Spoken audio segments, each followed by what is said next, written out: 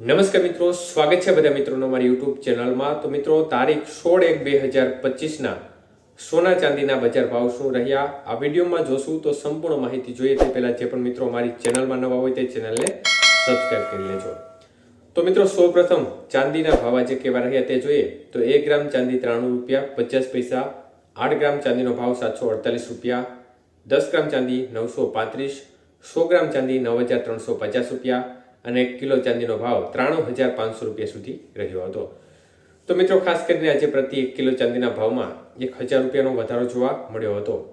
જ્યારે આજે 22 કે સોનાના ભાવ કેવા રહ્યા તે જોઈએ તો આજે 22 કે સોનાનો 1 ગ્રામનો ભાવ 7335 રૂપિયા, જ્યારે 8 ગ્રામ સોનાનો ભાવ આજે 58680 રૂપિયા, 10 ગ્રામ સોનાનો ભાવ 73350 રૂપિયા અને 100 ગ્રામ સોનું 7,33,500 રૂપિયા સુધી રહ્યું હતું।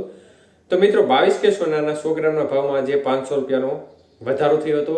જ્યારે 24 કે સોનાના ભાવ જોઈએ તો 24 કે સોનાનો 1 ગ્રામનો ભાવ આજે 8001 રૂપિયા, 8 ગ્રામ સોનાનો ભાવ આજે 64008 રૂપિયા, 10 ગ્રામ સોનાનો ભાવ 80010 રૂપિયા, જ્યારે 100 ગ્રામ સોનું 8,100 રૂપિયા સુધી રહ્યું હતું। તો મિત્રો, 24 કે સોનાના 100 ગ્રામના ભાવમાં આજે 600 રૂપિયાનો વધારો જોવા મળ્યો હતો।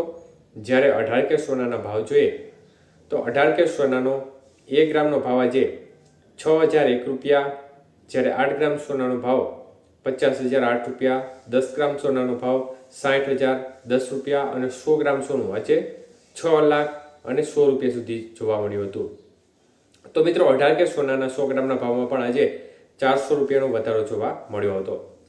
તો એકંદરે છેલ્લા અઠવાડિયાની સ્થિતિ જોવા જઈએ તો એકંદરે જે બજાર છે તે સતત વધારા તરફી માહોલ હોય તે પ્રકારનો સ્થિતિ જોવા મળી રહી છે, જેમાં ગઈકાલે જે સામાન્ય એવો ના કહી શકાય તેવો ઘટાડો જોવા મળ્યો હતો, પરંતુ ત્યારબાદ સતત એક ધારું વલણ છે તે વધારા તરફી જોવા મળી રહ્યું છે, જેનું કારણ છે કે હવે જેમ જેમ ખરીદીનું પ્રમાણ વધશે તેમ તેમ બજારમાં એક સપોર્ટ લેવલ મળી શકે છે અને આ સપોર્ટ લેવલના કારણે સોનાની બજારમાં આંશિક સુધારો સતત યથાવત જોવા મળી રહ્યો છે તે હજી પણ યથાવત રહી શકે છે અને જેમ ખરીદી વધશે તેમ તેમ હજી પણ સામાન્ય ઉછાળાની શક્યતાઓ દેખાય છે।